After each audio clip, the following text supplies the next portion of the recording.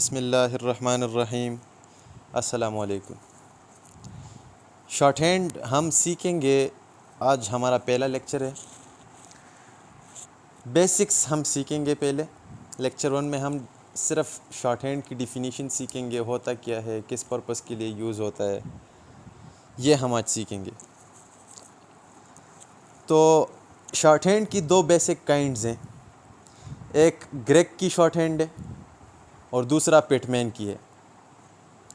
Pitman short hand हम सीखेंगे क्योंकि पाकिस्तान में मोस्टली ज़्यादातर लोग पिटमैन की शॉर्ट हैंड यूज़ करते हैं, जिसकी ये बुक है, एक इंस्ट्रक्टर की है। आपको ये लेनी पड़ेगी इसके लिए, इसका ये इंटरफेस टाइप। इसके अलावा शॉर्ट हैंड के लिए आपको इंग्लिश थोड़ी बहुत आनी चाहिए और आपकी वोकैबुलरी थोड़ी बहुत स्ट्रॉन्ग होनी चाहिए। इसके अलावा टाइपिंग आपको आनी चाहिए। इसके साथ साथ लेक्चर्स के साथ साथ जब मैं डेली लेक्चर अपलोड करूँगा, उसके साथ साथ आपको मैं टाइपिंग का कोर्स भी दूँगा। आप या तो इससे टाइपिंग सीख सकते हैं, या इसके अलावा अगर आप कोई इंस्टीट्यूशन ज्वाइन करना चाहते हैं, टाइपिंग सीखना घर में भी सीख सकते हैं बंदा, मतलब घर में भी थोड़ा बहुत प्रैक्टिस कर ले तो सीख सकता है। टाइपिंग कोई इतना बड़ा इशू नहीं है। तो इसके लिए 3 बेसिक रिक्वायरमेंट्स है, वोकैबुलरी, इंग्लिश, शॉर्ट हैंड और टाइपिंग। लेक्चर 1 में हम यही सीखेंगे कि शॉर्ट हैंड बेसिकली है क्या चीज़। Shorthand is the quickest way of writing. Shorthand is the quickest way of writing क्योंकि अगर हम सोचें कि इंग्लिश में हम लिखना स्टार्ट करें, फॉर एग्जांपल ये मैंने इंग्लिश में लिखा है, तो ये हम उतनी जल्दी नहीं लिख सकते जितनी जल्दी हम ये शॉर्ट हैंड में लिख सकते हैं। फॉर एग्जांपल शॉर्ट हैंड में हम 50 words per minute to 100 words per minute तक हम शॉर्ट हैंड में राइटिंग कर सकते हैं, जो कि इम्पॉसिबल है इंग्लिश में लिखना। इसीलिए हम ये शॉर्ट हैंड सीखते हैं, क्योंकि ये एक क्विकेस्ट वे है, क्विकेस्ट तरीका है राइटिंग का। ये एक ऑफिशियल टूल है जो कि ऑफिस में यूज़ होता है, और शॉर्ट हैंड के जो राइटर हैं उसको स्टेनोग्राफ़र कहते हैं। अब स्टेनोग्राफ़र बनने के लिए आपको शॉर्ट हैंड सीखना ये मस्ट है। मतलब गवर्नमेंट सेक्टर्स में जो जॉब आती है स्टेनोटाइपिस्ट की या स्टेनोग्राफ़र की या असिस्टेंट प्राइवेट सेक्रेटरी की, उसके लिए आपको शॉर्ट हैंड सीखना लाजमी है। तो लेक्चर 1 में हम शॉर्ट हैंड की बेसिक्स सीखेंगे। जिस तरह इंग्लिश में अल्फ़ाबेट्स होते हैं, ए टू जेड अल्फ़ाबेट्स होते हैं इंग्लिश में, इस तरह 26 अल्फ़ाबेट्स शॉर्ट हैंड में भी हैं, और इनके अल्फ़ाबेट्स को हम स्ट्रोक्स कहेंगे। ये देखें 26 स्ट्रोक्स, यानी 26 अल्फ़ाबेट्स है शॉर्ट हैंड में। Strokes is basically alphabets of short hand. अच्छा, शॉर्ट हैंड को दूसरा नाम फोनोग्राफी कहते हैं, क्योंकि इसमें ज़्यादातर हम लिसनिंग से काम लेते हैं, मतलब मोस्टली लिसनिंग से काम लेते हैं। फॉर एग्ज़ाम्पल अगर कोई वर्ड है वो हम सुन ले और वो हम शॉर्ट हैंड में लिखें, तो हम उसकी जो प्रोनाउंसिएशन है वो लिखेंगे, ना कि वो वर्ड लिखेंगे। हम लिसनिंग से काम लेंगे और शॉर्ट हैंड उसकी लिखेंगे। शॉर्ट हैंड का सबसे पहला अल्फ़ाबेट या स्ट्रोक जो है, हम स्ट्रोक्स कहेंगे इसे। सबसे पहला स्ट्रोक जो है पी है, जो कि इस तरह ऊपर से नीचे तक हम लाइन लगाएंगे, और वो लाइन होगा लाइट लाइन होगा वो। और ये याद रखें, हम शॉर्ट हैंड हमेशा पेंसिल से लिखेंगे, क्योंकि हम उसमें फिर डिफरेंस करेंगे कि कौन सा लाइट है कौन सा हेवी है। अभी आपको इसका समझ आ जाएगा। पी हम ऊपर से नीचे यानी अपवर्ड डाउनवर्ड स्ट्रेट स्ट्रोक में आता है। डाउनवर्ड स्ट्रेट स्ट्रोक है इसका। अगर हम ये एंगल देखें तो ये 60 डिग्री का एंगल है, और ये लाइट स्ट्रोक है। दूसरा स्ट्रोक जो है हमारे पास बी है, वो भी इसी तरह ऊपर से नीचे डाउनवर्ड स्ट्रेट स्ट्रोक है। उसका एंगल भी उसी तरह पी की तरह है, 60 डिग्री आलमोस्ट, और ये हम हैवी लिखेंगे। लाइट और हैवी हम पेंसिल इसी वजह से यूज़ करते हैं कि लाइट और हैवी का डिफरेंस हमें पता चले। फॉर एग्जांपल ये मैं पी लिखता हूँ, ये मैं लाइट पेंसिल को लाइटली पकड़ के लाइटली हम इसको लिख लेते हैं। इसी तरह अगर हम इसी पोजीशन और इसी स्ट्रोक को हम लिखें, लेकिन अगर हम डार्क लिखें तो वो फिर पी नहीं होगा, वो बी होगा। दूसरा स्ट्रोक हमने जान लिया बी। लाइट और हैवी का डिफरेंस है, ये आपने याद रखना है। इसी तरह टी और डी, टी थर्ड स्ट्रोक है, डी फोर्थ स्ट्रोक है। स्ट्रेट लाइन ऊपर से नीचे down strokes, down straight stroke इसे भी कहते हैं, और डाउन स्ट्रेट स्ट्रोक जो है डी को भी कहते हैं। दोनों ऊपर से नीचे की तरफ सीधी लाइन में 90 डिग्री का एंगल ये बनाएंगे। और इसमें भी डिफरेंस लाइट और हेवी का है।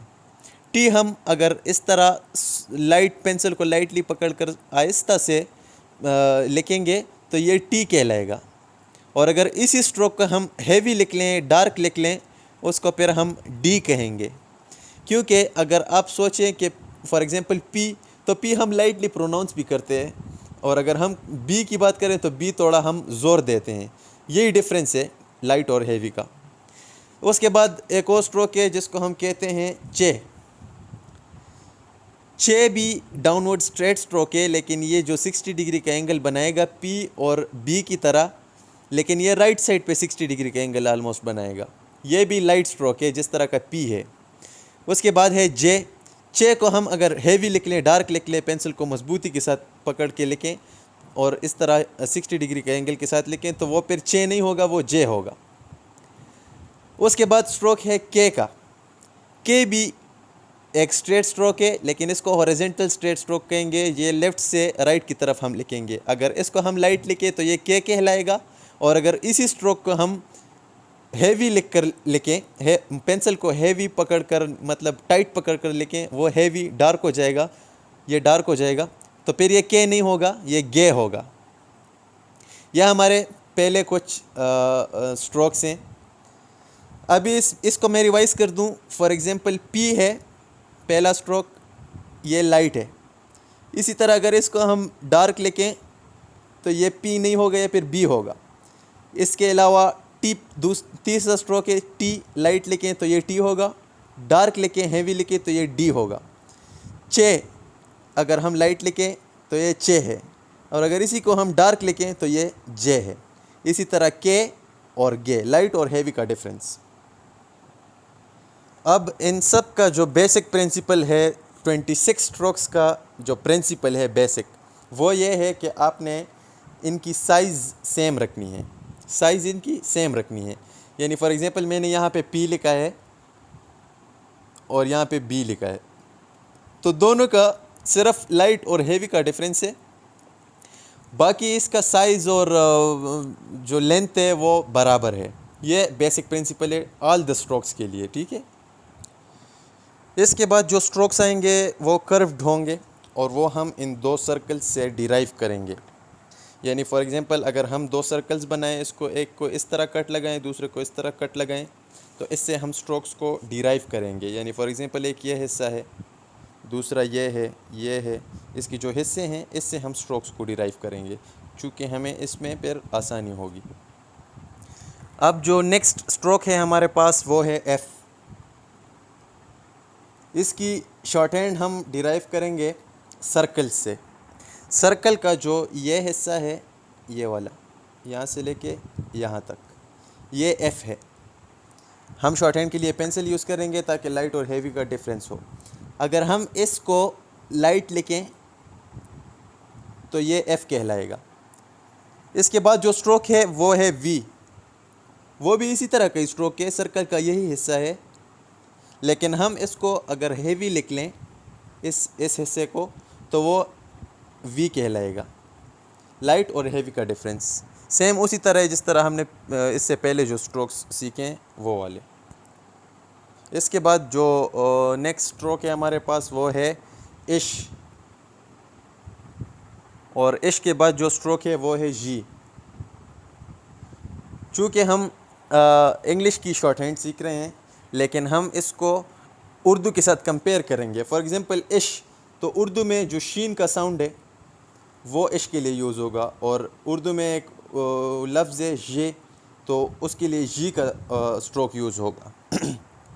अब सर्कल का जो ये हिस्सा है, यहाँ से लेके यहाँ तक, ये हिस्सा अगर हम लिखें लाइट, अगर हम इसको लाइट लिखें, लाइटली बिल्कुल पेंसिल को लाइट पकड़ के लिखें, तो ये इश कहलाएगा।